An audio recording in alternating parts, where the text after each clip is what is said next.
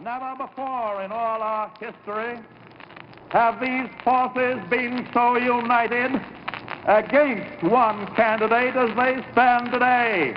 They are unanimous in their hate for me, and I welcome their hatred. The needs of working families in the middle class, not just the billionaire class.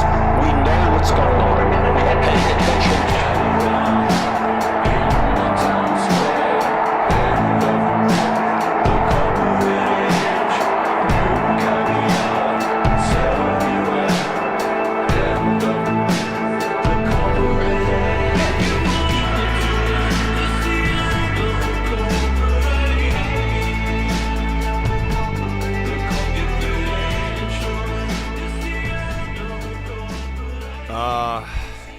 It's the end of the corporate age, could be the end of the people age, all sorts of ages ending. News today, very bizarre, lots of strange things going on. And the morning has been really just bizarre. Yesterday, after the show, was interesting. Things are just, I don't know. To me, it feels like there's change in the air. Winds of change. Scorpions again with their greatness. Markus is already headballing. I tried to keep it serious. I couldn't. Good morning, everybody. It is the end of the human age, Nine Tails. And I don't know, Bernice, I saw something about laughing gas, and I hope you're going in for surgery. Geez, I hope you're okay, sweetie. And yeah, I hope we can keep you laughing here. I'll be sending you some seeds. I can't send you anything else, but I could send you those. There's the cover, everybody. Good morning. Good morning, Janine and Springfield and Bernice and Metal and Bev and Stock and Phil and Ilkan and 28 and Steve and Stock and Kat. And thank you for becoming a patron, Kat. It's really nice of you. Appreciate that. And who else in here? And Real Jingy. How many of you have called your Congress people to advise them on what you want? That's a great question. We're going to run a clip today of a single mother who went and spoke her mind to her representative. Ashley, good morning. Hey, Ashley, Bev, Barbara. Ashley, I'm going to need your help. We're going to talk about that. I'm going to need your help with some live broadcasting from the Linn County Dems. I know you want to help me. I know you do. It's not like you don't have anything else going on with the broadcasting and the filming and stuff, as that's what you do for a living. So I'm just going to rely on that. It's for the planet, so I know you're going to want to do it. I'm going to guilt you with planet death, like a good Catholic would do. Anyway, good morning, everybody. Hey, Brad, and we have a different Katie. We have two Katies. So our Katie is here with us today, and she's going to talk to us about British Bernie. But before we talk about British Bernie, we've got Ashley. You sent me Slack message. Great, thank you, sir. I appreciate that. Eco, how you doing? Reality Winner is a bigger story. It's a good story. We got to dig into the data, and I covered it yesterday, but I don't remember you being here yesterday, Eco. So I have to watch that. I was already on it. I'm on it. I got the top news, folks. I know what the hell is going on because I sit here on my computer like some kind of psycho and study the news all day. And then remember that I have a house I'm supposed to take care of and clean, and I have a really forgiving wife who just ignores the fact that I'm a terrible, terrible house husband and spend most of my time in a garage with you. So there. Anyway, Markus. Let's start with Markus and say good morning to the German. Good morning, German. Good morning. Good morning, crazy American Scorpions. What an intro. My gosh. And, I know. Good morning, America. And I hope you guys are doing well. And I can guarantee that we are not going out with Scorpions today and everything will be good. No. Did you get a chance to listen to what we're going out with? Nope, but I read it's not Scorpions. It's not Scorpions. And that's good for me. Anything but Scorpions? Like anything but Hillary? Anyone but Hillary? Is that anyone but Scorpions? Kind of, yeah. Yeah, well, I understand. And Katie, hello, Katie. How are you doing? Good morning. Good evening for Hi, you. John. Hi, Markus. Hello, everybody. Hey, Katie. Good to have you with us. Good to have you with us. You will be telling us a little bit about what's going on with British Bernie and the election, which is tomorrow, right? That's going to be exciting. Awesome. Thank you. By the way, Janine loves the Scorpions. Just saying. Most good Americans love the Scorpions. Steve Collins as well, and I feel very, very sorry for them. And guys, things are going better. All right. Anyway, moving on with more serious stuff. Events. We have events. Many things going on. The card, though, just talk about the card. That's a Reuters article originally. Jason Reed, and he titled it "Not Quite an Arc." That's a whole town that needs to be moved. In the United States right now, there are several towns that have to be moved because they are underwater like that. Nobody's talking about it. The Obama administration actually set up a fund for this to happen, some kind of a contest. We are in the process of having to move citizens already. We have American refugees on American soil looking for new American soil. I mean, that's... You would think that'd be news. It's probably local news, at least. Everybody, we have to move. That's what the town's saying. It's we're going to look at that article later. I just thought the picture was pretty scary. It really is. It's foretelling. Burning German music snob, according to Metalhead. Yes, I am a music snob. We all are. Proud of. Proud of. Are you there, Marcus? You thought it was Thailand. I did too, Stocks. Like, yeah, that's just a normal American guy somewhere trying to get somewhere else without his car. Got his canoe. Canoe sales up in the United States as vehicles sales are down. Everybody who thought that an amphibious vehicle was such a dumb idea. Yeah. How many people own those today? Anyway, moving on to real stuff. Because the reason I say that is because that's kind of the answer that the United States has taken with all this. Well, instead of actually addressing climate change, let's build walls, let's invent things to circumvent reality, but let's not focus on climate change. Although, top story today is that California signed an agreement with China, right? The people that made up climate change. See how sneaky that is. And they're going to work with China on climate change. So if it is a hoax, California will know first, right? Anyway, tonight we have Misty K. Snow. She's a candidate for Utah's 2nd District, and we are going to interview her on We the People. That is at 7 p.m. Pacific. Please join us next week. We're just so busy around here. We got David Hildebrand. He's a candidate for California Senate, and he is looking to get rid of Dianne Feinstein, which is a wonderful, wonderful thing. We thank David for trying. Go, David. Dinosaurs belong in museums, everyone. And then, but before David, by the way, that was on the 14th. Before David, after Misty, we have, that sounds like a Bible area, right? Before David and after Misty. The People's Summit, June 9th through 11th, with a shit ton of people that we really like to hear. Bernie and Nina and Josh Fox, Glenn Greenwald, Naomi Klein, Danny Glover, Amy Goodman, Bill McKibben, and many, many more. Join us June 9th through 11th, 2017, for the People's Summit Gala. A bunch of angry people trying to figure out how to change their government. There, how was that? I think that's it. I think I had everything. There we go. There's all the events. Exciting. Bernice, I'm wearing your shirt, by the way. Schoolhouse Rock. Thank you.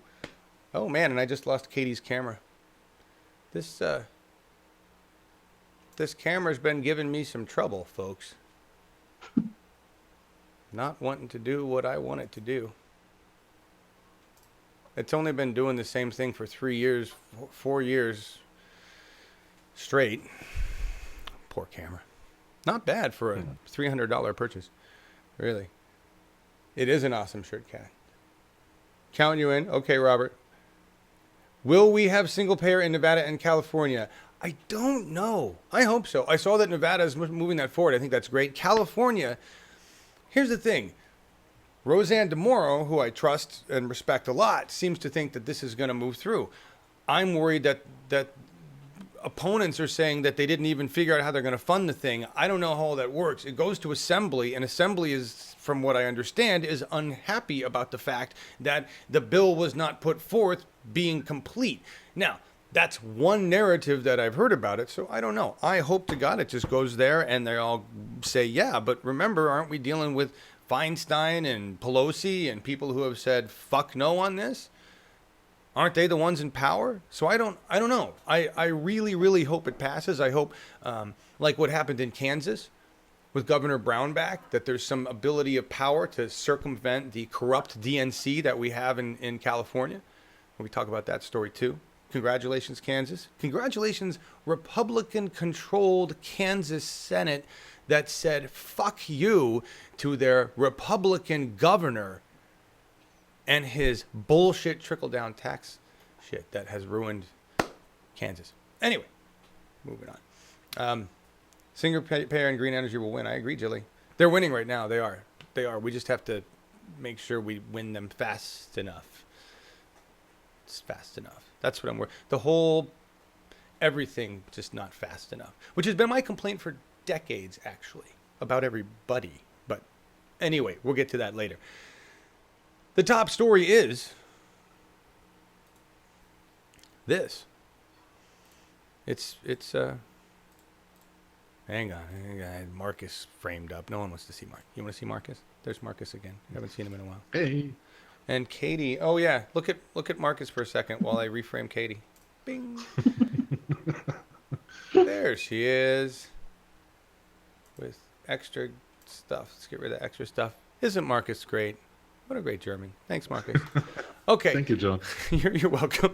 I got to keep friends in other countries because we're not doing well with the federal government representation here.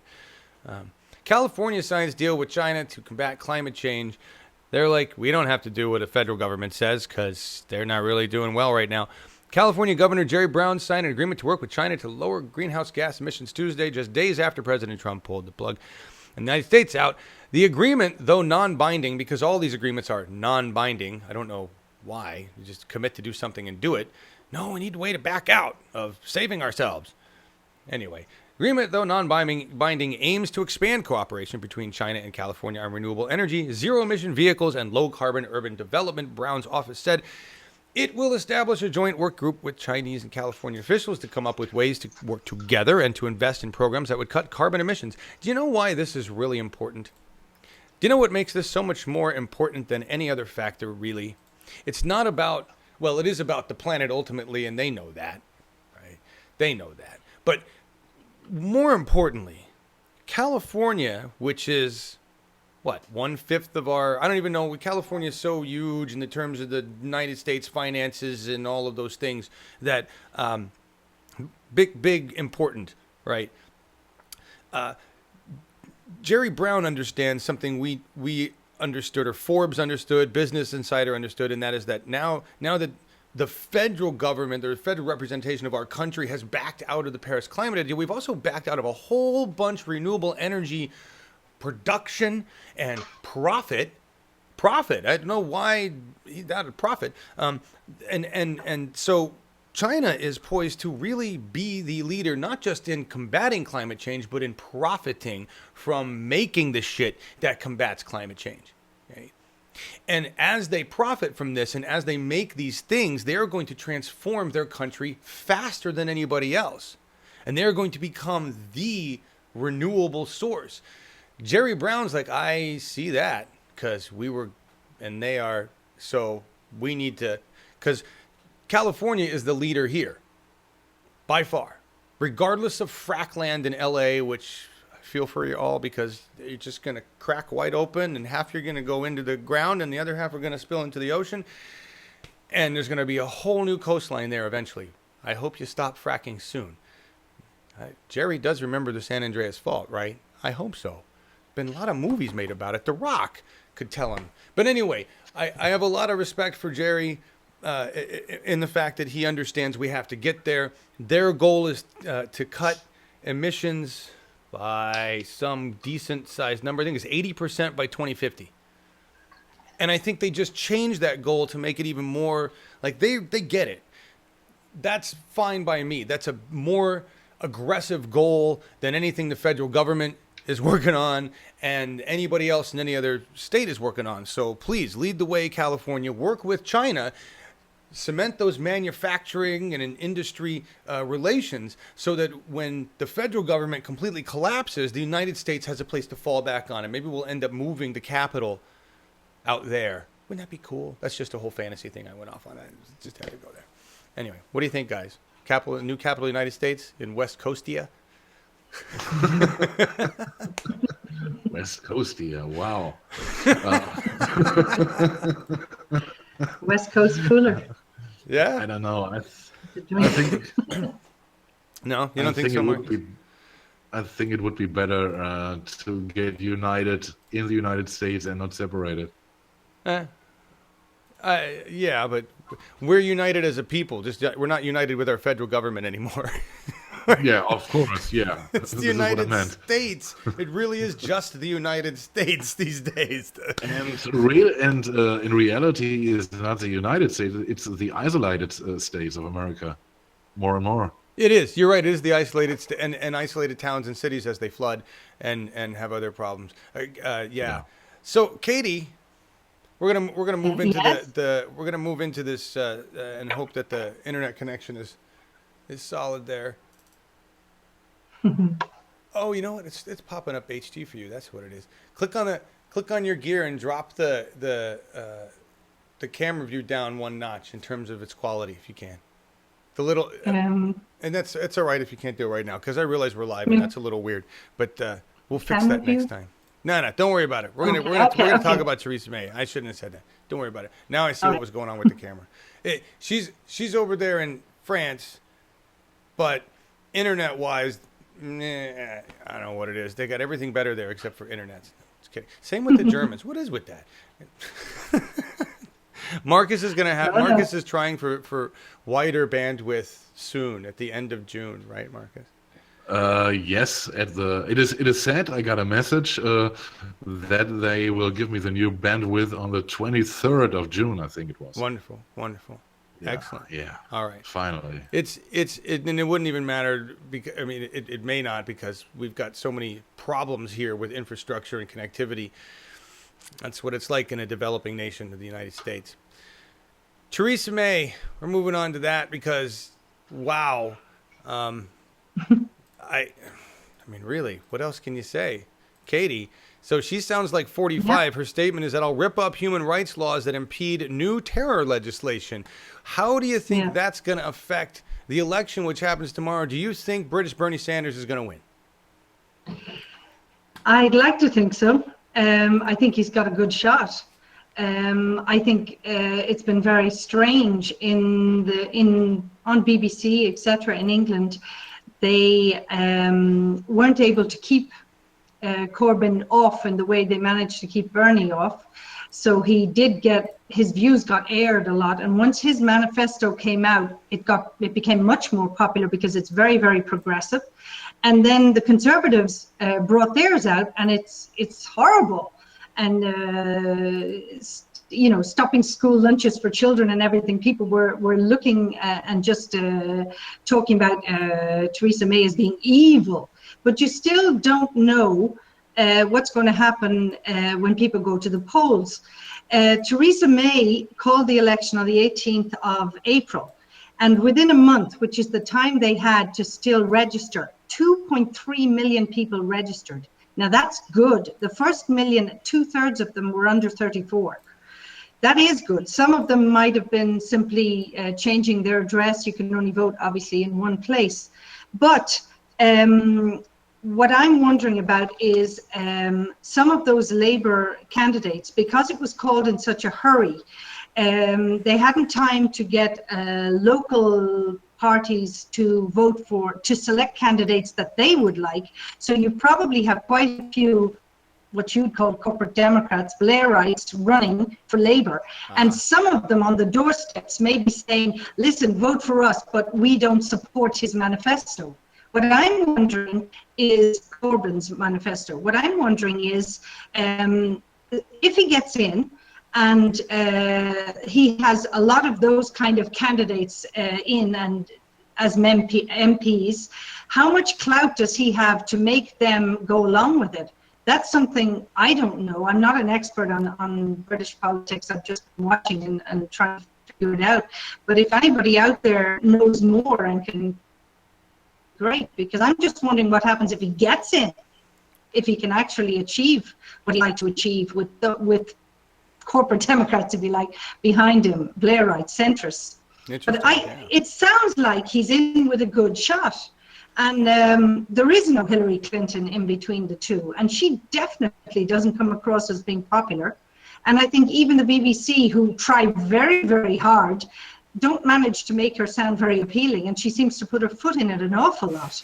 So she's, in that regard, she sounds like Hillary too. So but we already know that Hillary and 45 are very much alike. Well, awesome. So, he sounds like he's got a good chance. Marcus, you said there was a poll that showed him who is it? Somebody said there was a poll that showed him looking pretty good. I told you in the before we started the show that there was the latest poll. I read an article about it. I don't know who was organizing this poll. It says that the Labour Party was 1% ahead now. And we will see what comes out. Another interesting fact was that the young people, those who are between 18 and 24, would, of course, vote for Jeremy Corbyn, and he would win with 71%, and the Tories would get, the Conservatives would get only about 15%. And now there are. I saw a short clip, I think it was in Guardian, where some people said that there are many young people on the road and knocking on the doors, and that even to convince the people to vote for Jeremy Corbyn, and that even in families now the younger voters are schooling the elders to vote right this time, to vote for Jeremy Corbyn, and it will be very exciting tomorrow. And it is a very, very close race now, in my opinion. And I hope that Jeremy Corbyn does it. Though I'm not a complete fan of him, because he, in my opinion, he would go on with the Brexit, because I didn't hear anything which speaks against it from him. And there is another thing. Agree completely with him. This is his policy about NATO, and he demands that the UK should leave the NATO, and I don't think that this would be a wise step in these times. Interesting. Katie, what do you think about that? How do you feel about Corbyn? You all in, or you got some reservations?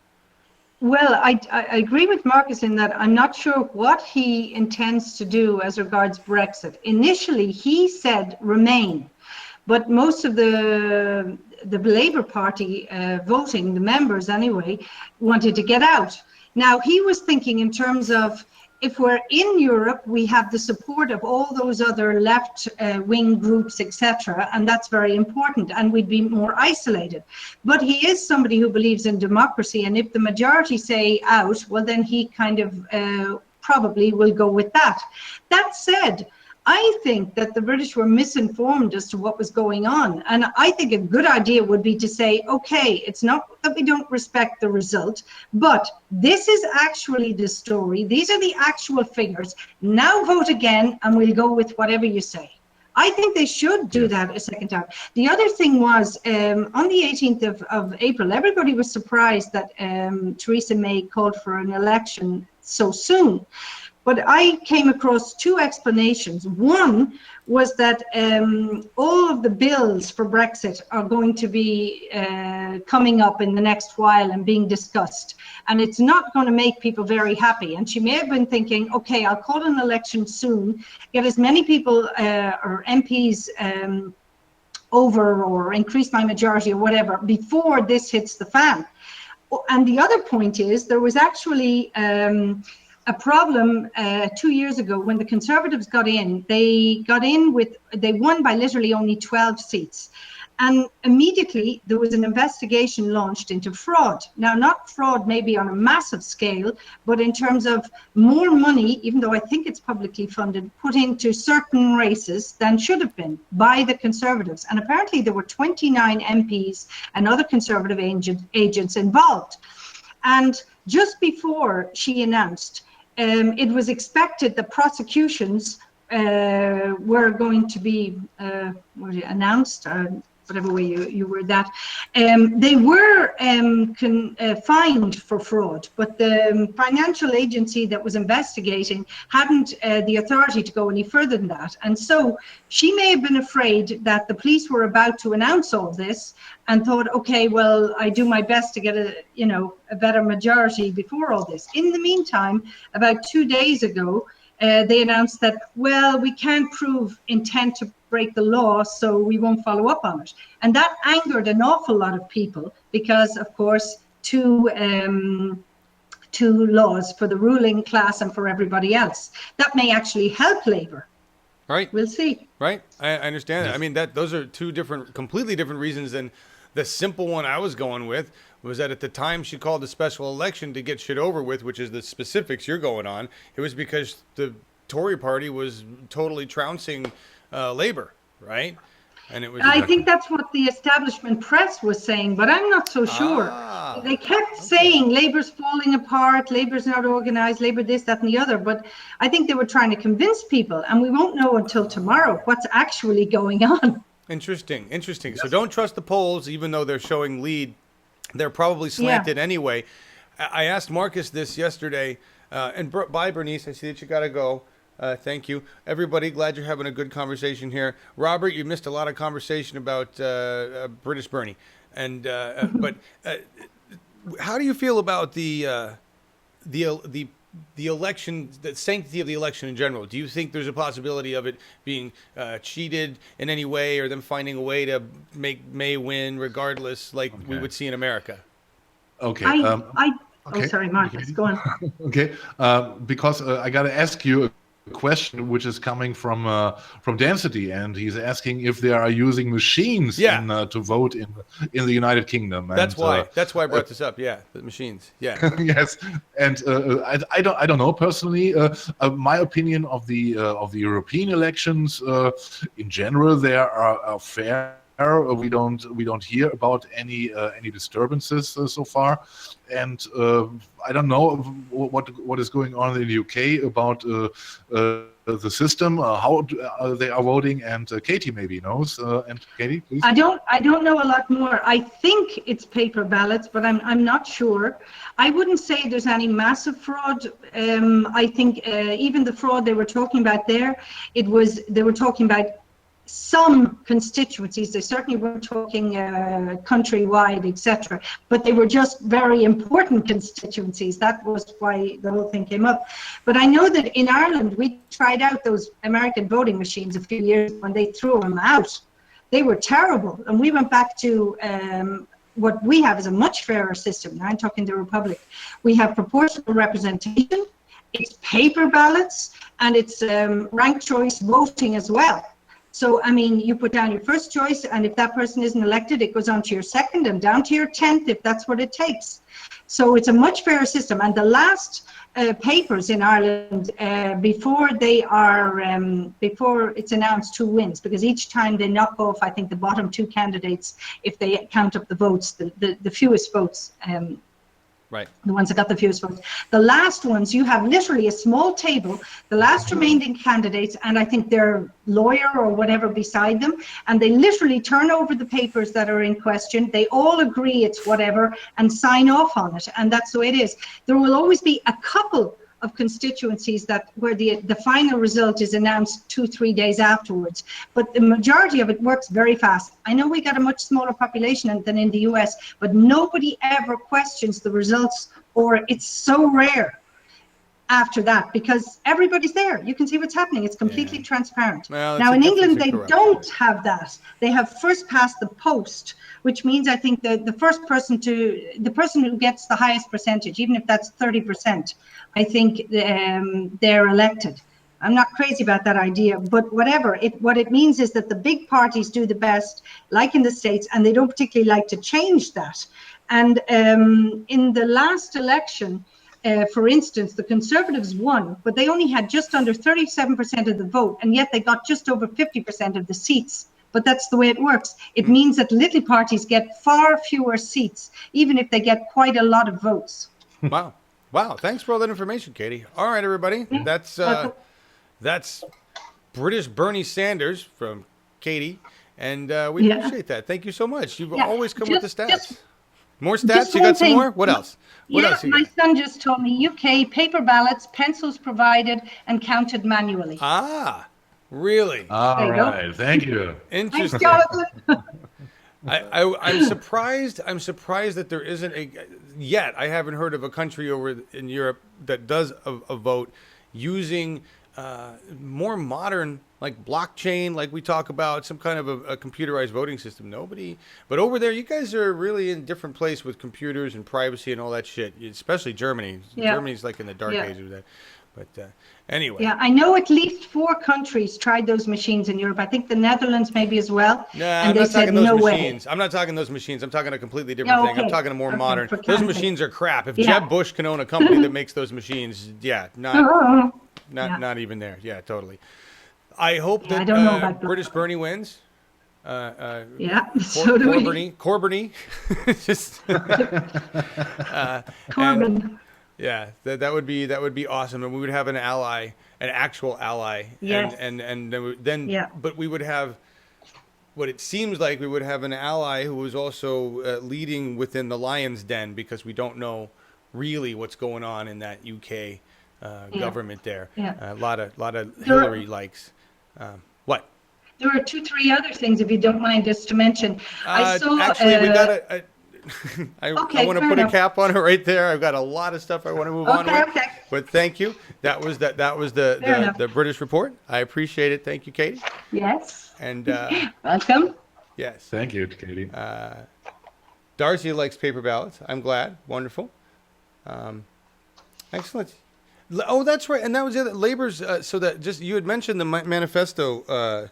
Just real quick, I read an article on the manifesto, Katie, and it apparently seems very parallel to Bernie Sanders' platform, his issues, right? They're very equal. Yeah, I can't actually remember them offhand, but I know that they are. I'd say they're even more progressive than Bernie's. Yeah.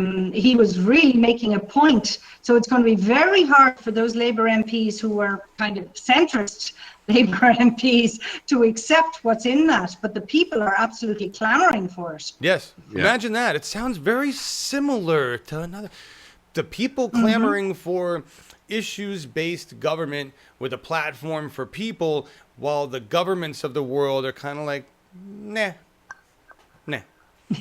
It's interesting. Thank you very much for that report, Katie.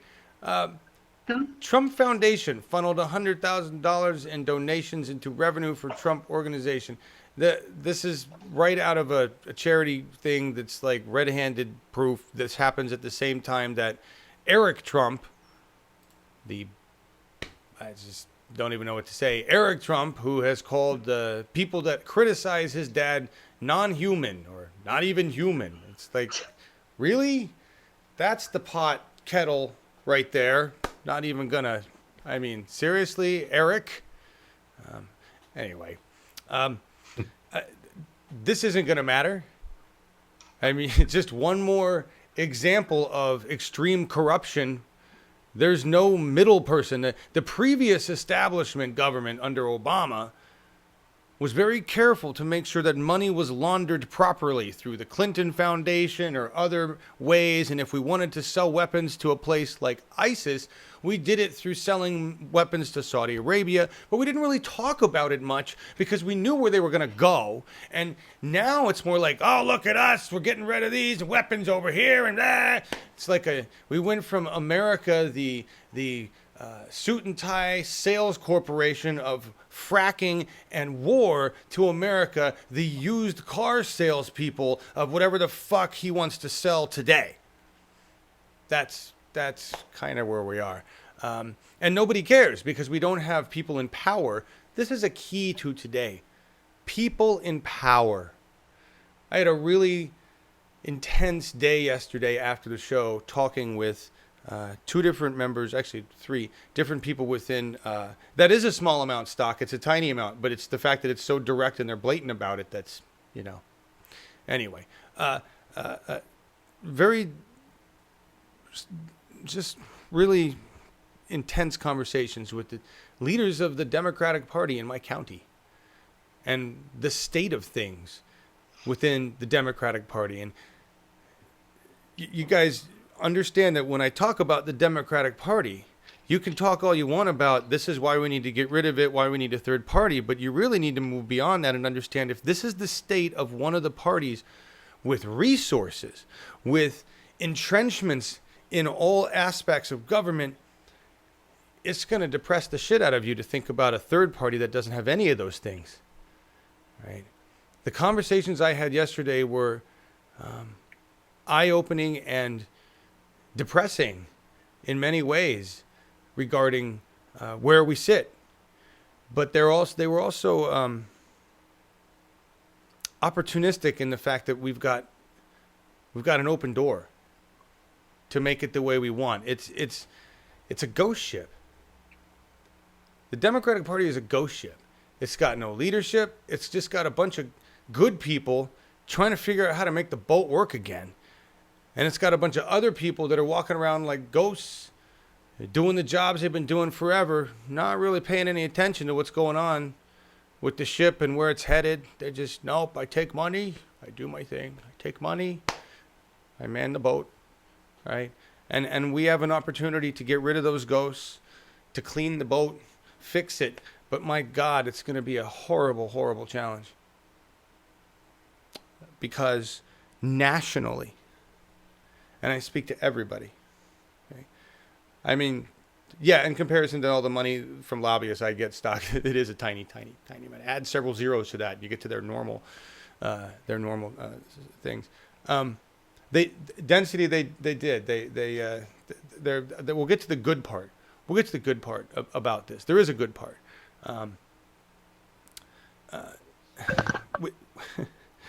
I've in the last several weeks, I've had the opportunity to talk with people in power in the Oregon Democratic Party that are true progressives, not bullshitters, not, and believe me, I can tell, okay? But these people told direct stories at different levels of government, and this is these stories I'm hearing not just from Oregon, but also in other states, because I've been, we've been doing this for a while.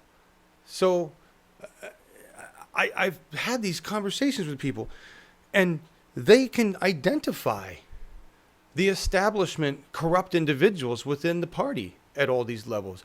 We know who they are. We know how to get rid of them. We've got a group of progressives within the Democratic Party that are eager to get rid of them. And in many of these places, we have leadership that is progressive and eager to get rid of the corrupt aspects within the party. The problem is, and the problem has been, is that nobody has the training or the tools at the base level. This is the scariest aspect of all of this. In the United States, within the Democratic Party, forget about the fact that you don't like it. Just think about the resources and power that it has. Okay? The local level of the county level of party do not have communication skills or tools that should be used in the 21st century. They are not using them. There are no processes. There are no guidelines. It is utter fucking chaos, and it looks like junior high with people infighting, complaining about each other, whining about petty bullshit fucking issues instead of focusing on the fact that we have a dying fucking planet that we need to fix.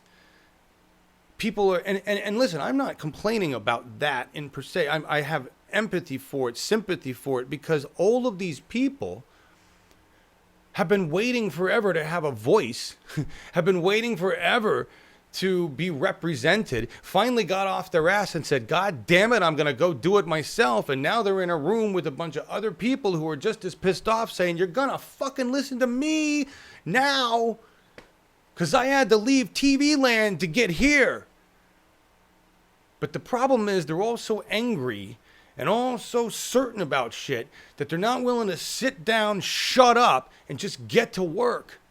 And if they were willing to do that, they don't know how. They don't know how. That's the frightening thing. They're doing shit like it's 1850. Actually, they're not even doing it that good, because in 1850, I guarantee you, they had some fucking processes down that were standardized across the party. They don't have that now. Here's the good stuff. Let me tell you the good stuff that happened. We have pretty much open reign to do whatever the fuck we want with the Democratic Party, utilizing the resources that we have at hand, which are vast in the state. And I can do what I want with it here in our county. So if we want to build websites our way, if we want to focus on social media, if we want to build a massive YouTube channel, if we want to use all this technology, which they do, which they're gonna. That was what the conversation was yesterday. We're gonna do this shit. We're gonna broadcast meetings. We're gonna create shows and interview people. I even got a line on Kate Brown, maybe. We're gonna change the Democratic Party. My little portion of the ghost ship, it's going to look fucking badass in a little while. Because I've got the ear of the people in power at my county level. If I didn't have the chair and the co-chair and the communications committee person and the people in power, if I didn't have the people in power listening to me, willing to work with me, none of this would be happening. The people in power. We have to be the people in power. I am inserting my technology and understanding of how to use social media into a Democratic Party that I sat in a meeting last week and listened to a bunch of very frustrated older Democrats, older than me Democrats, go, we don't know where the millennials are, but we got to bring them here because we need their help to get this shit done. And they know how to use the internet and they know how to do things that we can't. They're like, where do we find the millennials? And I'm like, well, we really just need a bunch of people that know how to use the fucking internet. It's not just millennials, but you're right. They would be the best group find, especially walking around canvassing, you know, excuse me. Anyway, excuse me, everybody. Thank you, Poodle Susan. I will work it. My message to you guys, though, I'm in Oregon, and we're progressive. We've got some corruption issues, but we're progressive here, right? Scott Galindez is in Iowa. He's looking at an even worse situation. He's looking at a party that can't even meet. Their committees, because you have the main group and then they break down into committees. But then these committees of egos have to decide when they're going to meet. And for some reason in Iowa, in his county, because every county can do shit different, in his county, they've decided that the chair of the party has to be at every one of the fucking committee meetings, which is asinine. It makes no sense in terms of efficiency. And of course, they're doing these meetings in person because why would they use 20th century conferencing technology? Do you know what I'm saying? So when you guys want to talk about building a new party, I just want you to think about the people that can't even get an existing party with resources and structure going. And I say, why don't you just join the ghost ship? And take it over. Turn it into a real fucking ship again. That's what I'm doing. Because it's not really functioning this way. And the people that are in power, They don't know what they're doing. That's the other thing. Like, they just know their gig. They know to take money. They know to keep rule the way they want it. They don't know technology. They don't know what we're doing.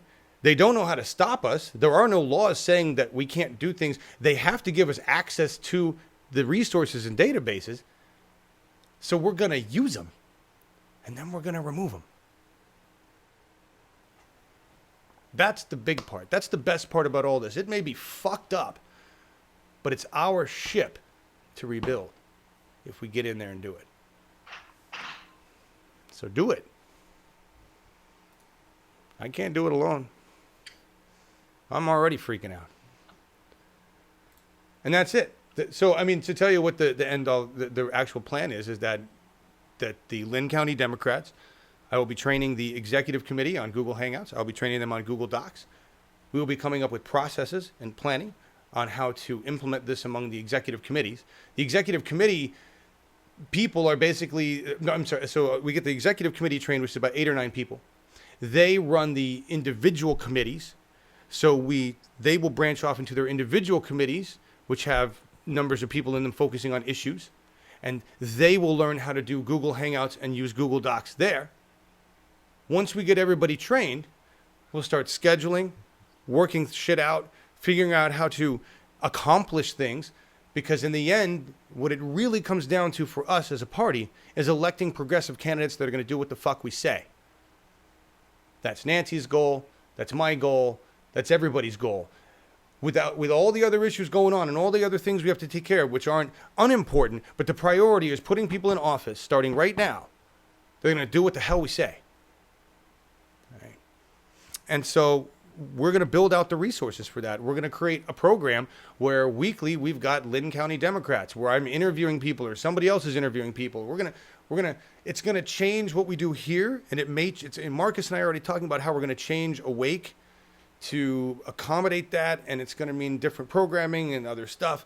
But we're going to bring the Oregon Democratic Party into the 21st century with communication. After we do this with Linn County, we're going to move it to Benton County. After we do it with Benton County, we're going to take all of this examples and data. We will have already interviewed a lot of the people in Salem.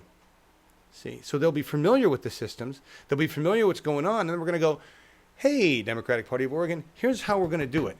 And those that are opposed, those that are in our way, those that obstruct the 21st century, we're going to kick their ass out of the party. Because I don't got time for this shit. Neither does Nancy. That's what I like about the Democratic Party down here. So they're like, Nancy's in her 70s. She's like, I'm a community organizer for 30 years. We don't have time to dick around. I'm paraphrasing. We don't have time to dick around with infighting and petty bullshit. We've got a planet to save. We've got a party to fix. We've got a government to overtake. Get to work. So there's my big, and I'm talking to you guys. Go take over your party. Pick one. Take it over. It's not that hard. They don't even know how to use the internet. Ground game, Skynet game. Yeah, Robert, thank you. Yeah. We're trying.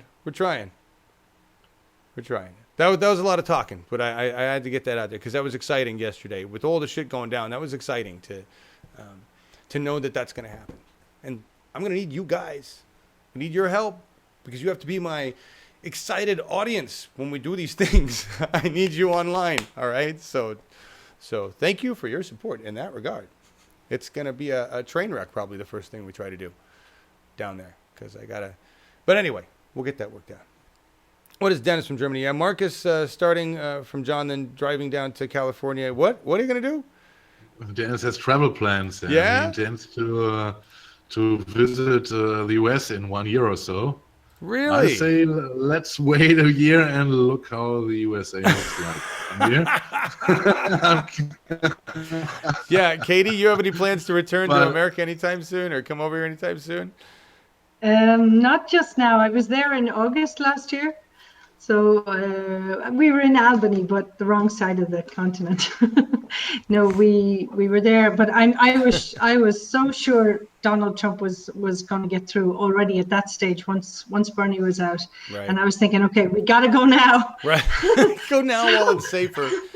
Yeah, Totally. but you could see it everywhere outside the big cities. It was so obvious, Yeah. you know. Well, Dennis, if you come out, just be careful, man, because I mean that. I'm not joking. I mean, you're not an American citizen, and there's enough Americans over here that would take you for a terrorist in a heartbeat and be dicks. I'm not joking. So be careful. And if they find out that you are half German, half Turkish, with a belief in Islam, and yeah, you can prepare yourself for extreme sweating. You know. Exactly. And, Exactly. I don't know if I would like that. All right. You guys are having a good conversation. Yeah, you may not want to come here in a year, says Metal. Exactly. I would, yeah. Either do it as fast as you can, or, yeah, I don't know. A year might be scary. We'll see where we're at. We'll see what happens after. Yeah, we'll see. I don't know. Bev says, my family lives 50 miles from Albany, New York. That's cool. Yeah. Out there. That's a nice area. We all want to come crash on your couches. Then. I think this would be much more reasonable. Yes. Yeah. So there's a bunch of links. As always, there are links in the description of the YouTube video, everybody who is here. And I actually showed this before. This has been something that they keep updating. This is United States mass shootings from 1982 to 2017. Data is from Mother Jones' investigation. And there's a full data set that you can get. This is basically a Google Doc, and I copied it. You can make your own copy of the Google Doc, and then you can expand the summaries, because there's a summary information in here that tells you about what happened. But really, this is the piece that you need to see. Let's just look at this little piece of information that I found to be most enlightening. Right here. So, editor's note. This data set originally covered 1982 to 2012 and has been expanded through 2017. For more context and analysis, see our Guide to Mass Shootings in America. The fact that there is a Guide to Mass Shootings in America. I don't know that there'd be enough mass shootings in any other countries to have a guide. Welcome to America. I have a guide to American mass shootings. Very colorful experiences cause problems with other Americans. Mother Jones, so here's the thing. See those numbers? See the biggest number? And there's two different whites. I'm not sure why. I don't know what that is, but when you combine both whites, you get 49, which is the largest number. As a matter of fact, I think it's larger than all the other numbers combined. That's white people, folks, causing the mass shootings. But my brother will tell you that's a cherry-picked data set. Of course. As would any good MAGA, right? That's just bullshit. They're hiding all the other numbers. Oh, the Muslims, the fake Muslims. Yeah. When I was talking about power and taking the power, this is what I was referring to. This was fantastic. Nancy was at this. This is a big thing. Oregon can't wait. We're talking about balancing, coming up with a budget and doing the right thing. And I mean, we're talking about Oregon. And Brad of Aiken was the one to make this clear to us that while Oregon seems progressive, really, legislatively, they've done nothing but tread water. They really haven't moved the dial in the progress meter. And it's because they take money at the top. And I can't wait to bring Brad on the show and have him tell the story. But he talks about dialing for dollars and how the people that are bought into the system, you know, they spend, and he's been there. He's done it. He said it turns you into something you don't want to be. It steals your soul. You're just a salesperson making cold calls. How demeaning. I don't know if I used to do sales. I don't know if you've ever done cold calls, but it is hard and it sucks. And all he's doing is asking for money. Like he's like, hi, I'm your senator. I need your money. I'm sure they have great scripts and other bullshit they got to tell him, but he's really just selling himself for cash. You got to see the schizophrenic thought behind it. There is someone who should govern, who should do things. You see him half the day on his knees begging for money. Yeah. Of course they're getting crazy. They're getting corrupt, or they say, well, I leave. Right. And here's the thing. I'm not saying that we don't need money, because in order to combat a system that is based on money, we're going to need money. You got to fight the war with the tools of the war. It's information and cash. That's what we win the war with. Information and cash. Right? People need to be there, but information and cash is what we're fighting here. And we have to dial for dollars. I'm just what Poodle Susan says, but not in the same way. Okay? There's with consumers, we're a consumer. If we're paying for our representative and we have to pay in to get that representative elected, which is an investment into our representative, then we're looking for an ROI there.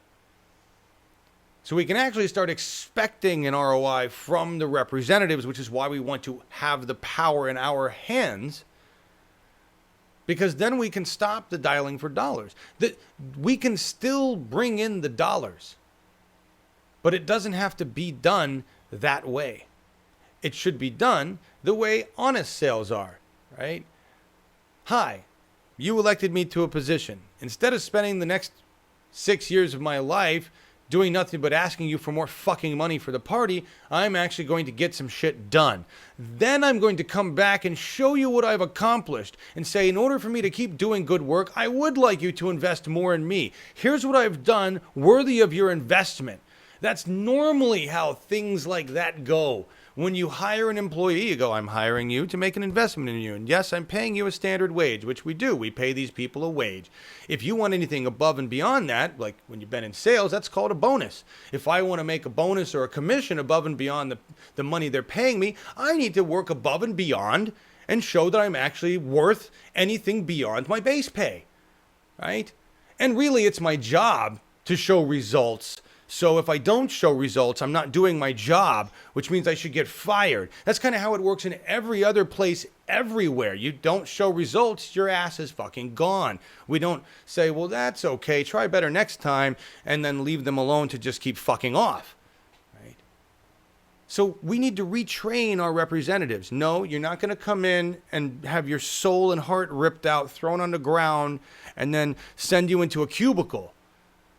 We're not here to turn you into inhuman sales shitheads. We're here to expect you to do work. We hired you. You're an employee. You're a human being.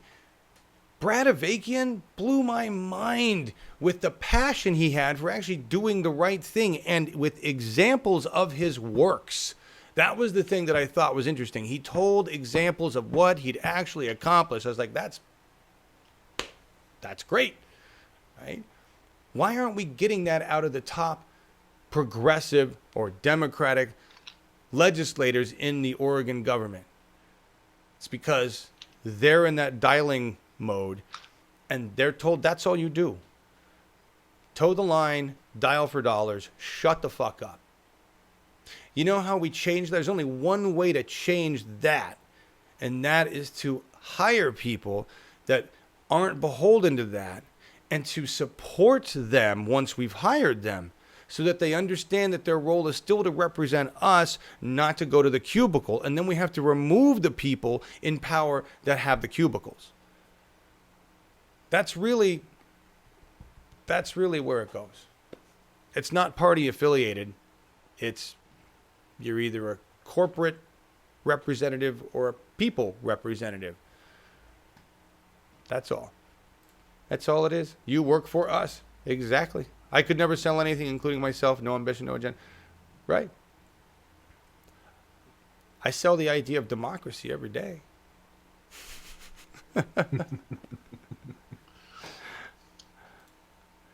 Kansas City. We talked about this. This is badass. Congratulations, Kansas. So Kansas is an absolutely perfect example of what happens when a state goes full on trickle-down economics and puts itself $1 billion in the hole, and the governor is so sucking the teat of the money wheel that he doesn't give a shit. And the Republican-controlled legislators in Kansas overrode Brownback's veto of a bill that rolls back his 2012 tax cuts. So he instituted some tax cuts in 2012, screwed Kansas with more than $1.2 billion over a 2-year span. The Senate vote was 27-13. The House following was 88-31. That is a bipartisan fuck you to Brownback. And that is how democracy works, when you've got some power and you've got people that are agreed on this. And you better believe that it was public pressure put on these Republicans that got them to all get together on this. And probably the fact that they've noticed, being in Kansas, that trickle-down economics is really just a pile of bullshit. It doesn't work. We now have a state to look at for proof. Anybody else want to go tout trickle-down economics? Kansas is our living example of how it fails miserably because it's designed for greed.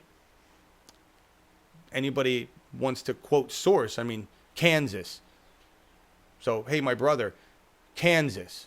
Just going to... Another source. I try to give you guys easy source references for MAGAs and people who want to argue. Kansas is a fact. So I'm hoping that that helps. They can't deny that Kansas exists, and they can't deny what just happened. It's kind of a big cherry scale. picking. It is. I'm cherry picking a state. I know. Thank you. I know. Okay, it's a big cherry. Okay. It is. But we know what? We have Representative Gail Finney in Kansas, and we have GOP senators and House folks in Kansas that obviously are tired of being in debt.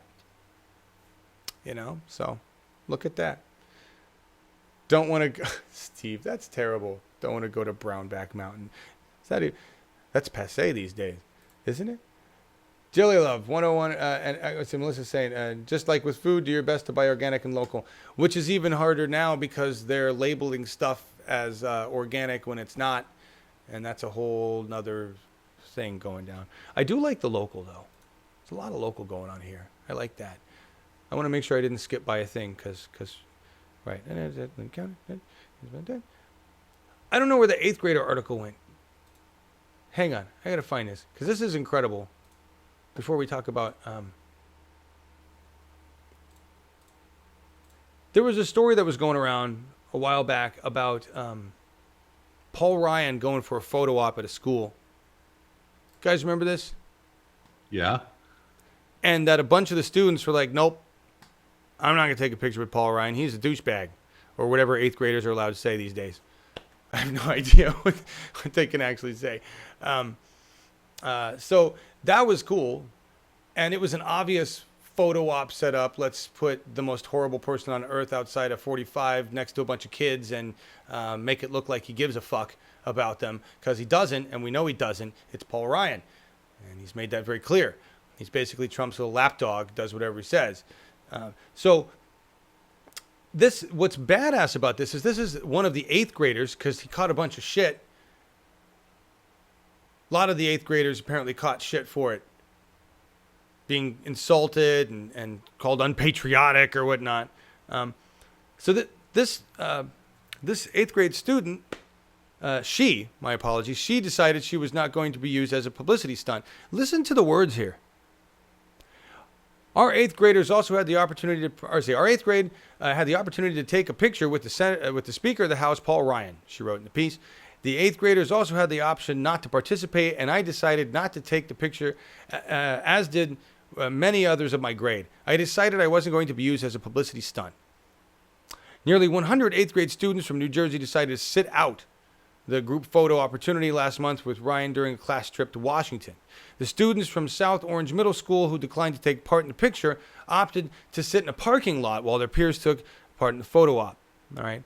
Ryan posted the photo on her Instagram page.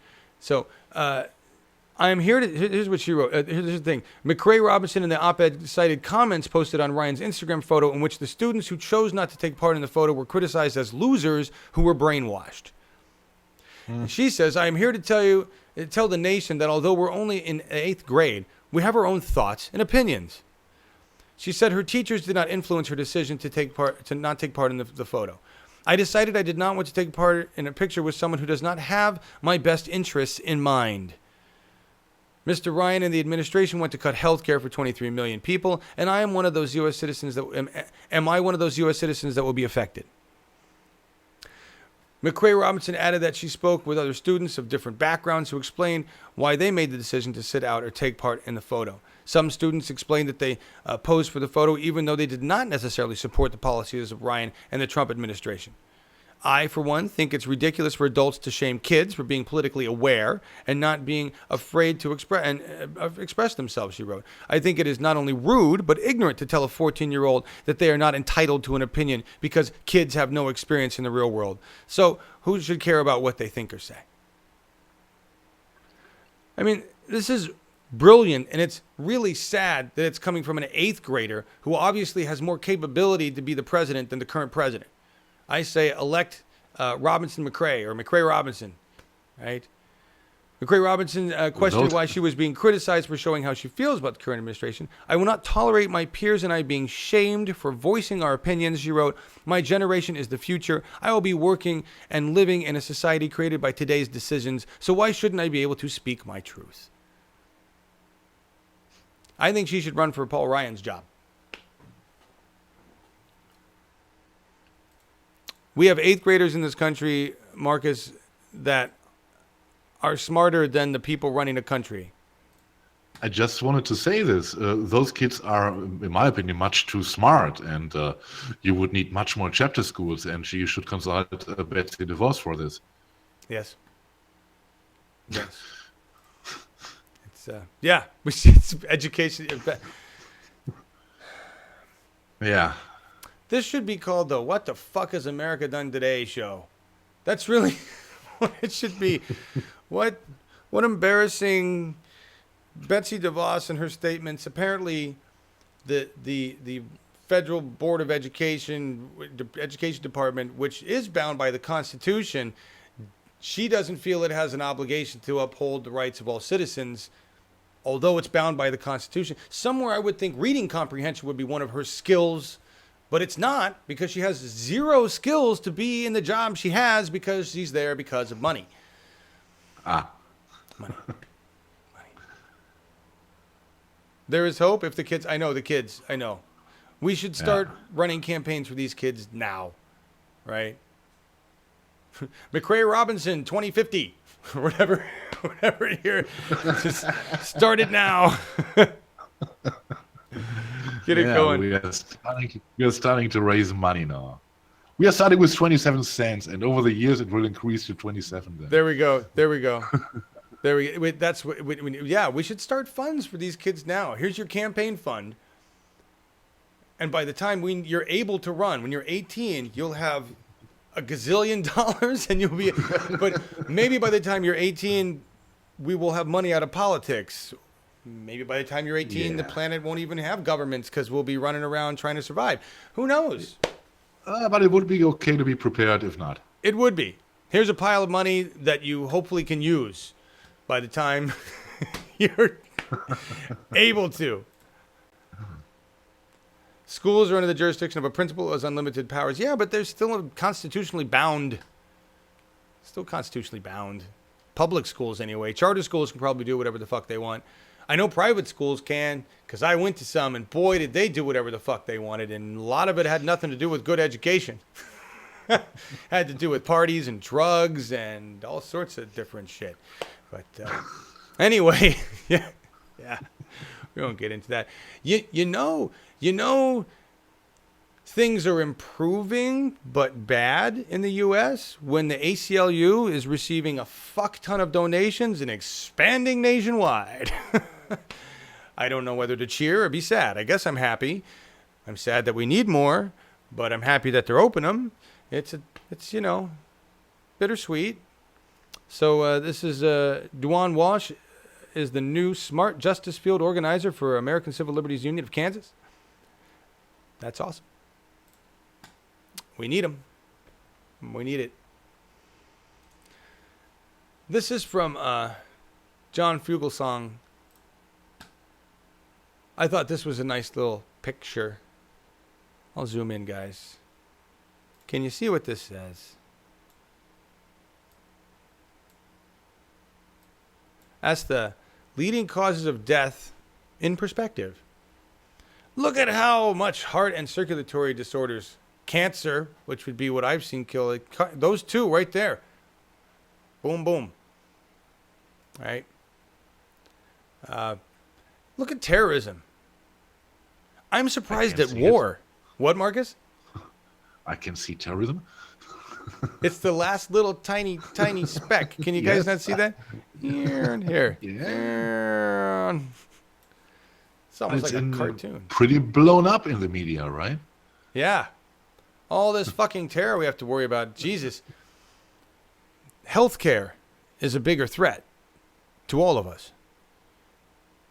War. I really expected the war dot to be much bigger. Pregnancy and birth, that may be, I don't know if that's national or global, but I know in America we've got one of the shittiest problems with that. We really don't have good ratios on pregnancy and birth anymore. Medical complications. I knew a person that had died from medical complications. They literally shoved the tube into the wrong hole in her mouth and put, I don't even know what, I think they put food in her lungs. Right? I think that would go under that. Murder. But we're looking at, remember, that looks pretty bad. Other than the fact that terrorism, the one we seem to be spending the most money on, and war, the one we seem to be spending the most money on, neither one of them really account for shit when you zoom back out and go, oh.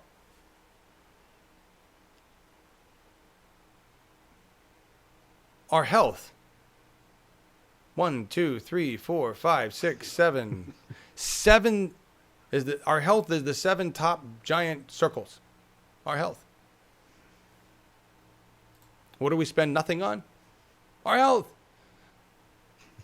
How would we know that we need to spend money on our health? Our education. What do we spend nothing on? Our education. Democracy. Disaster capitalism. Yeah. I don't know. Hang on. Let me see if this says us or the world. It just doesn't. It's capitalism. It's not democracy. It's capitalism in its purest form. You're absolutely right. Capitalism kills.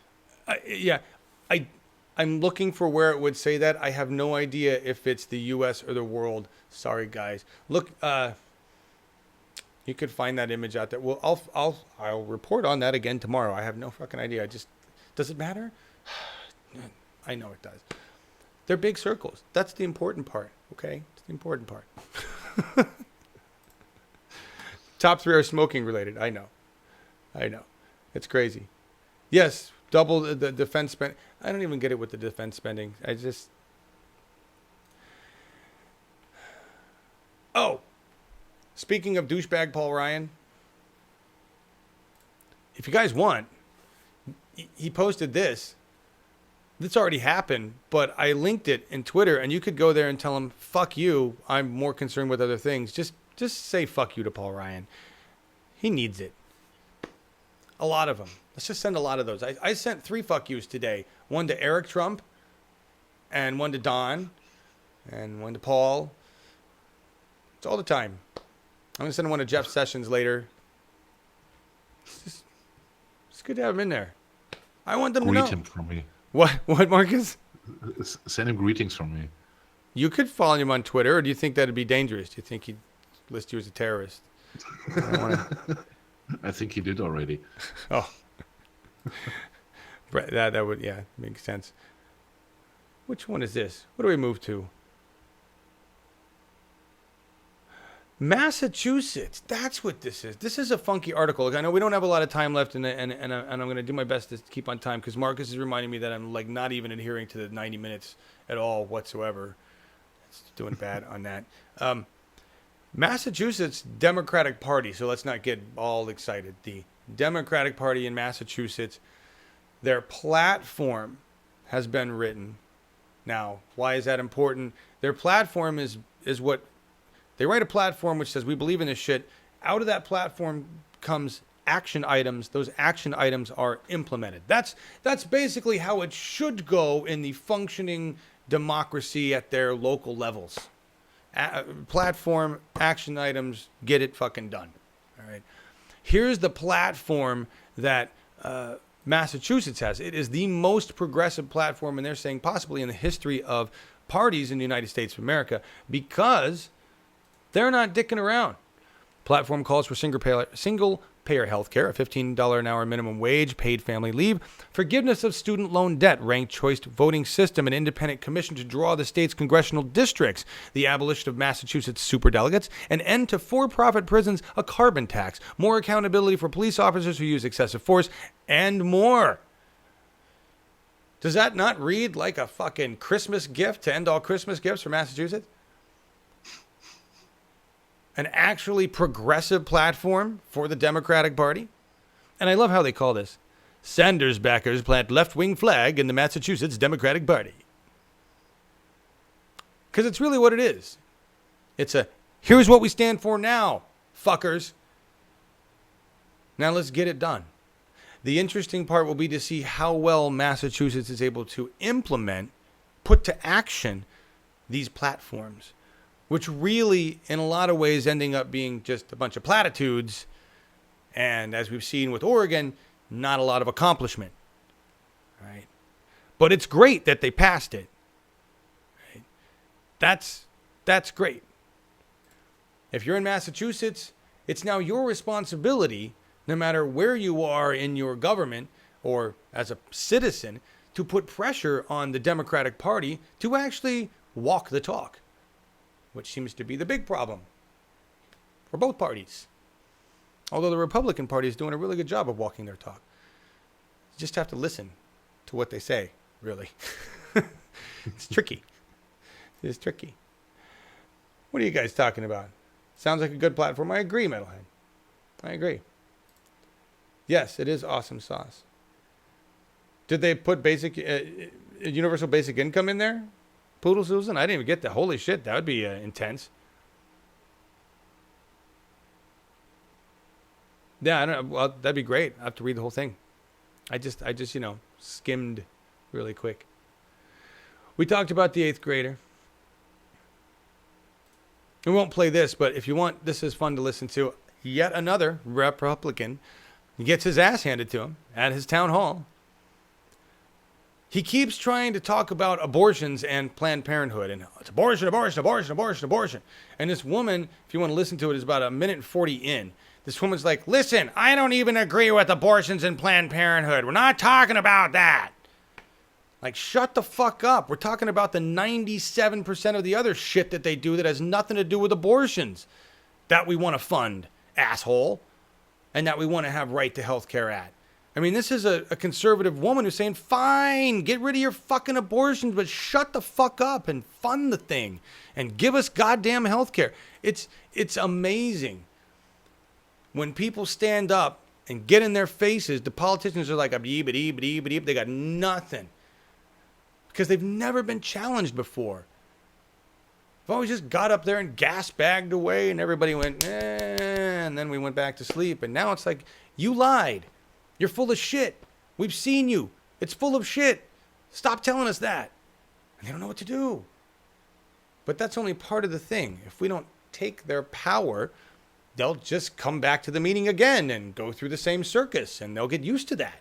Yep, got through a big meeting the other day, was berated, and had vegetables thrown at me. Back to the money wheel. Notice how Trump, even though we know he gives a shit because he's all freaking out about it, but Trump, Tillerson, Pence, they're getting booed and protested everywhere they go. Do you see them giving a shit? Nope. Because they're eviscerating American democracy anyway. If you don't take their power, the protest means dick. Thank you, Michael White.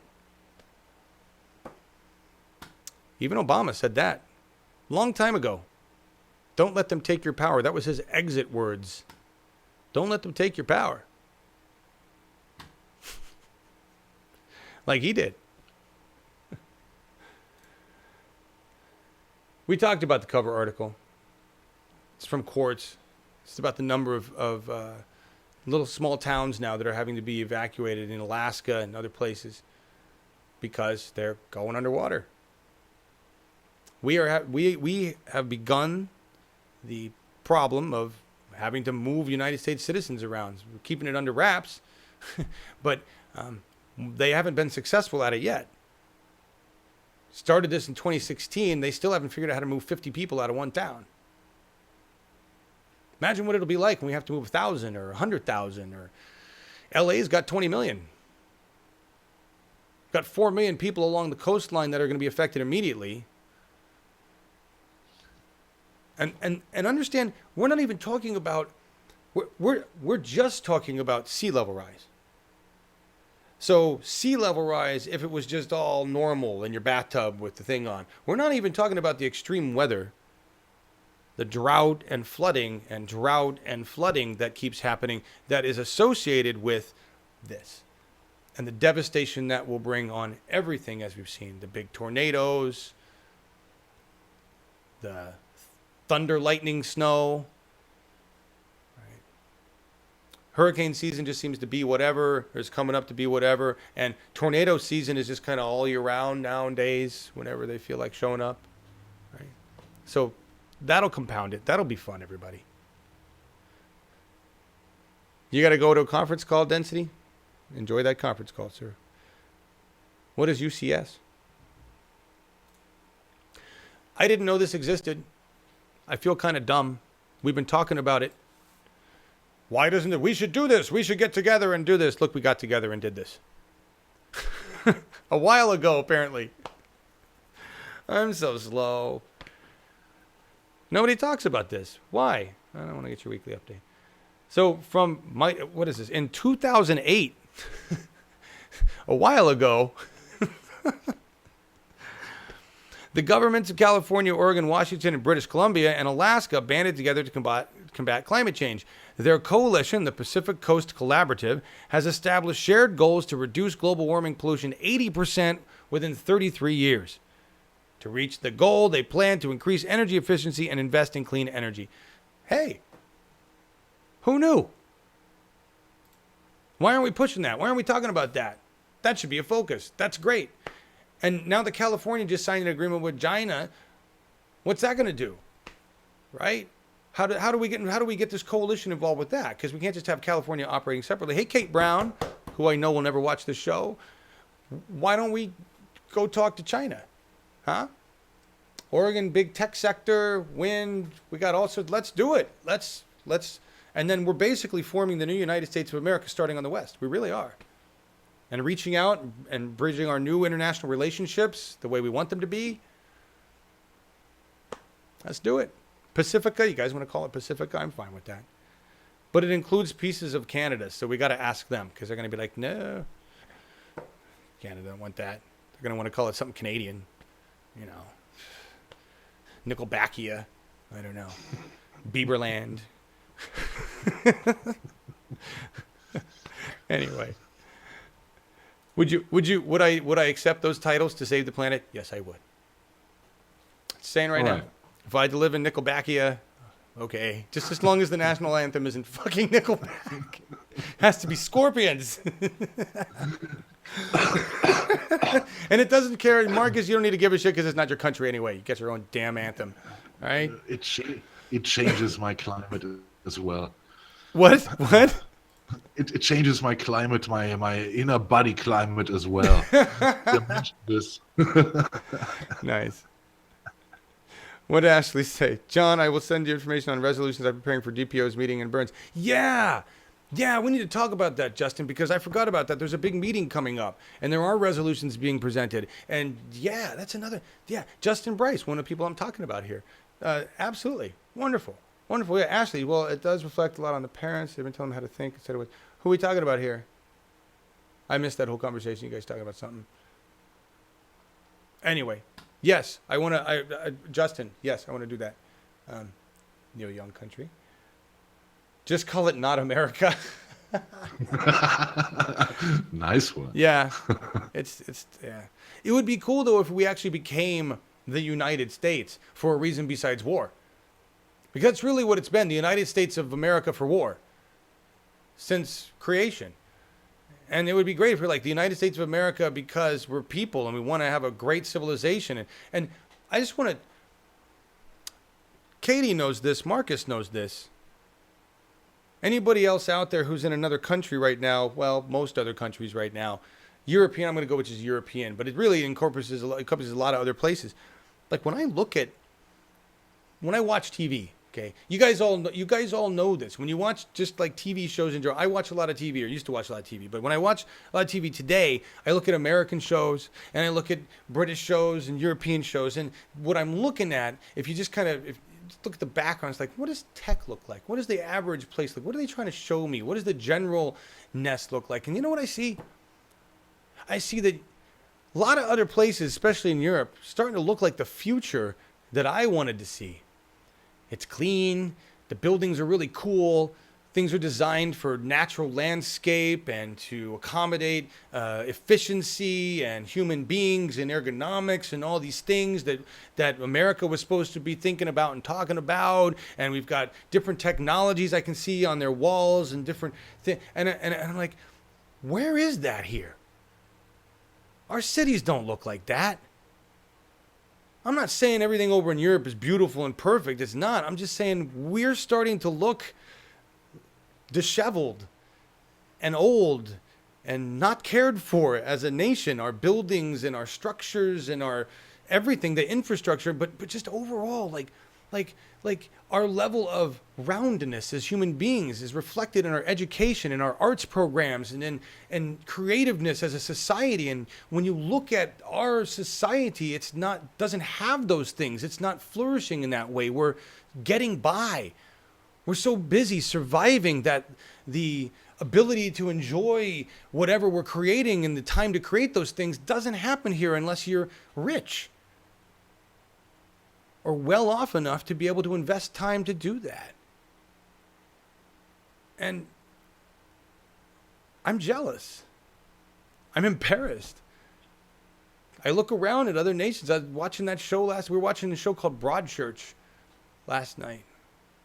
And I'm just like, look at, I mean, it just looks better. It looks like what I wanted. That's what I was expecting America to be, at least by now. I'm angry about that. I'm going to change that. I want what the Germans got. I want what the French got. You know? Yeah. Failure to flourish. Yeah, Poodle Susan. And you guys, you have all right to be angry. And it is in your hands to change this, yeah. It is. And I really appreciate both of you taking the time to be here and keeping us in tune with what's going on over there, providing your perspectives instead of the American bubble, you know? Yeah, and I'm learning a lot as well too, because when I started in 2015, I was by far not that informed and that shocked, which I was before, and it breaks my heart to see so many good people in this stressful and this horrible situation. And I know you guys deserve better, and I only can say stand up and do whatever you can to change the system. And there I'm coming again to the ground game, and do it locally. Do whatever you can. Start at your local place. You know. Yeah, we're trying. Here. Thank you, Katie. Thank you, Markus. Appreciate it. Welcome. Goodbye, Jeff Sessions. I hope to. He offered to resign. Somebody please help him with that. Please. Somebody offer him a joint. Say, hey, it's a congratulatory get the fuck out your office joint. That'd be great. All right, we're going to fly through because we're late, of course, but I did start 5 minutes late. So actually, we're kind of technically on time. We're going to fly through some climate shit. Yes. Do you see this headline? Almost like social media has been pushing this message enough that he saw it come through his Twitter, and it kind of is like, everybody wants me to put solar panels on the wall, as long as there's a wall, whatever. And I got to pay for it somehow. This is one wall that I will support, because we already know the wall doesn't mean shit anyway, right? Mexico's like, okay, we got ways to get over that shit, under that shit, fly around it, over it. Build a wall, dude. But if we're building a wall to support solar panels, it now just becomes a structure. Build a structure to hold solar panels. What, Marcus? It's an idea, and it is of course it makes sense if you have an orange mind, and to say, okay, we put taxes on the renewables and make the old shit more affordable again. Yep. But it won't work. Well, I want to build the wall. Build that one. We're gonna have to pay for it. I'm gonna put solar panels on it. That's all. And then we'll help them. Maybe we'll build stairs up and down the wall, because we'll have to take care of the solar panels, and there'll be elevators and everything. It'll work fine. And we'll just be more like a gate, really. Shared solar panel farm. Why not? So, Eco, I know the wall fucks wildlife.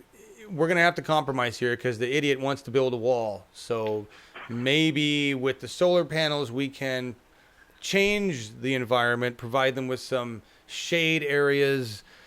I don't know. We'll make the best of it. You know they will. If it ever gets off the ground at all, we might get rid of him before that happens. You never know. Told Paul Ryan to fuck off. Thank you, Natalie. I appreciate that. Everybody that's helping the revolution. Tell Paul Ryan to fuck off today for me. Thank you. For yourself. Don't do it for me. Do it for yourself. Really. All right. Flying through quickly. Cedar Falls. This is what I'm going to show you. I didn't grab the. God damn it. There's a link in here to. This is really frightening. There's a post about Iowa. Tom Fegan, who ran for Iowa Senate and was the first Bernie supporter to really show it publicly.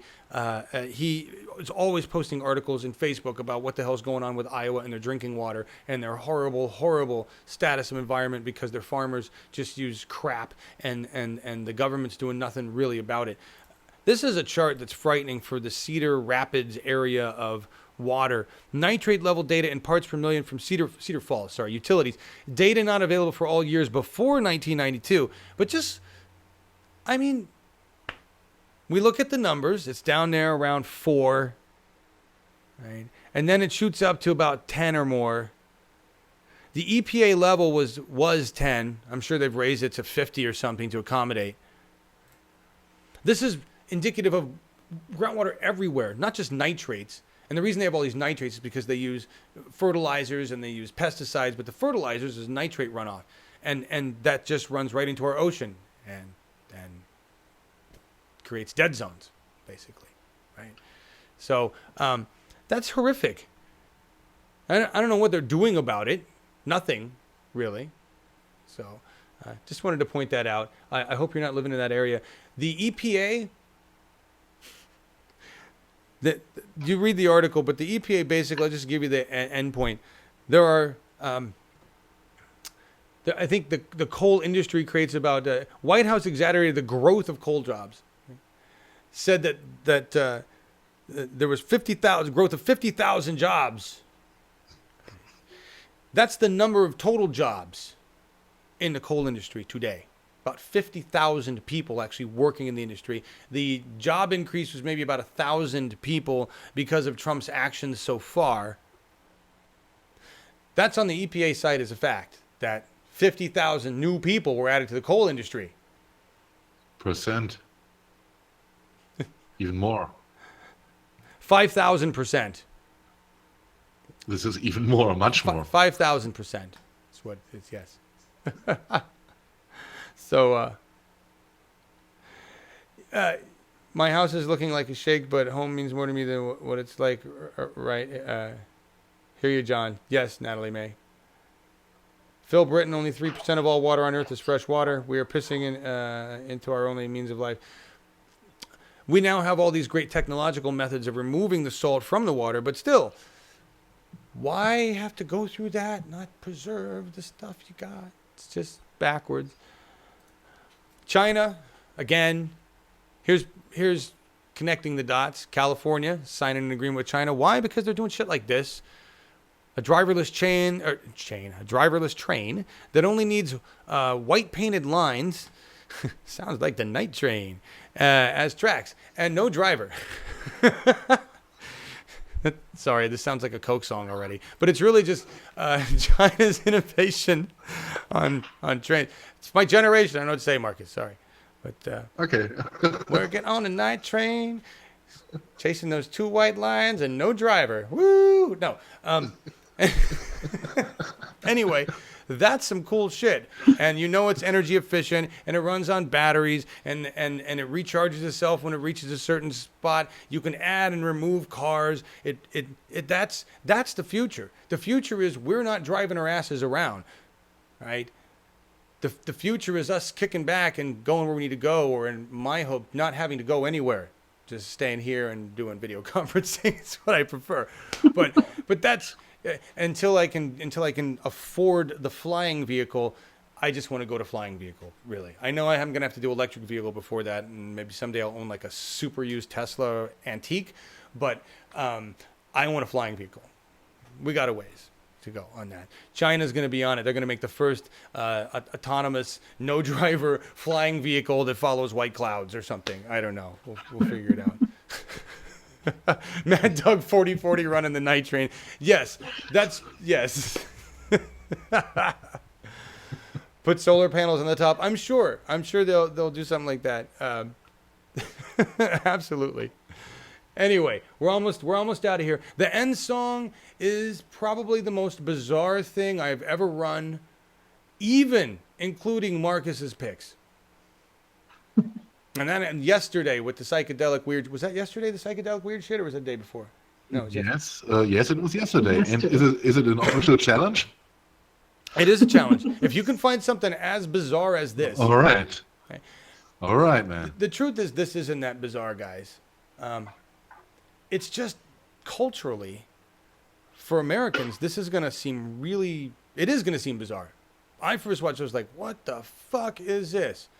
I had to read the description in the article. I couldn't just get the gist from the video, although you kind of do, but it's because the cultural aspect is so different. Actually, that's not true. The cultures are almost identical. I just realized this. Holy shit. You would never hear these words from an American. You would never hear these words this way. This is the Kuwaiti telecom company Zain. Okay, so that'd be like CNN or CBS or somebody coming out with a public service announcement. That's what this is. Let me show you this. There's a public service announcement from the Kuwaiti television company. I mean, it's Arab World. And this is why I wish we had Dennis on here. Is Dennis still in the audience, or do you have to go? No. He had to cook for some. Shit. Dennis, if you hear this tomorrow, if you watch the rest of it, I'd love to have you come on Saturday or whenever and talk about this and how you feel. I want to know how this strikes you. The month of Ramadan is peak time of TV consumption. I had no idea in the Arab world. And in turn, peak TV ad budget. So the Kuwaiti telecom company Zain decided to make the most of the holy season with a powerful 3-minute musical spot. Okay, it's a music video urging Arabs to reject suicide bombings. I want to give you the equivalent in the United States of America. CNN puts out a public service music song utilizing some stars, because I'm assuming these people are well-known individuals who can sing and shit in Saudi or in Kuwait, and it's a holiday season, so this is over Christmas. Okay, so we got Ramadan over Christmas, and the message is to promote not taking your AR-15 and gunning up a school or a church. That would be the equivalent message, right? Right? Am I wrong here? That's presented by. Go ahead. Presented by Tom Hanks, also. Right. Yes. Presented by Tom Hanks. Exactly. Right. So we're gonna watch this. It's graphic. It's not gore, but it's it's graphic in its presentation. It's a little bit shocking, but well done in the way they did it. It's not gratuitous. The closed captioning at the bottom goes a little fast, so you're gonna have to pay attention there. But the overall message, I'll just give you the gist is basically you've got a suicide bomber who's talking about going to do his thing, and then you have a kid who's writing a letter to suicide bomber saying, I'm going to tell God, what you've done, and it's not good stuff. And then it evolves into this musical scene with all these dead people telling the suicide bomber, let's be loving and kind and not go blow shit up. And when you read when you see the translation of the words, I'm not joking. It's for as much as I talk about the backwardsness, in my opinion, of a lot of the policies and government and human rights going on in the Middle East, this is more transparent and more open and more direct than anything we'd ever see come out of MSM regarding something of the same magnitude, right? Never. We'd never see anything like this. It would be amazing if they were to put out a message like this, in this directness, maybe about climate change, right? So I hope this has an effect. I don't know if it will, but I like the fact that they're trying to do it, and I applaud their effort. It's scary that we need it, but America is really no different. You watch this, you listen to the words. How would this translate? That's what I want to know. Markus, Katie, thank you so much for being here, you guys. You really made this show awesome today. You're welcome, Joe. Welcome. And Katie, you're going to give us an update on this after the election and let us know what's going to happen? Yeah, I was just wondering about that because the French parliamentary elections are also on Sunday. So for me, either tomorrow or early in the show on Friday is possible. Okay. I don't know what suits you. I'd suggest Friday because then we have the results. Yeah, let's do Friday. Let's do Friday. All right. Okay. Well, then, yes. If possible, somewhere near the beginning of the show because yes. I'll actually be going out afterwards. All right. Well, make sure you can get. I mean, you need to have a life. So yes, we'll do it right at the beginning. Yeah. All right. Yeah. Okay. Thank you, Katie. Thank you. Thank you, Markus. Thank you. And tomorrow. Yeah. Thanks. Yes. Tomorrow, Cheers. everybody. See you Friday then. Yes. Bye. Bye, Katie. See you. Bye, Katie. You guys out there in the audience, thank you so much. I know there's a lot of other stuff that's still going on, and I didn't even cover half of the news today. We can be overwhelmed and focus on all this shit, and sometimes it's good to look at the big picture. Other times it's better to focus on what we need to do right in our local towns. I'm going to be doing a little bit more of that because I've got an opportunity to make some changes, and I'm hoping that those changes will ripple out into the bigger picture for democracy. I urge you to do the same in any way you feel it's going to be helpful in your town. This is the only way we are going to take back our power. So we'll see you guys tomorrow on Awake with John and Markus. This is Zane. I honestly don't know if this is copywritten. I don't know how to check this particular thing because I can't read the title unless it's 2017, which I don't think it is. Anyway, if it cuts us off in the middle of this, I apologize. I'll delete it out, but you can always go to the link in the description and watch the whole thing yourself.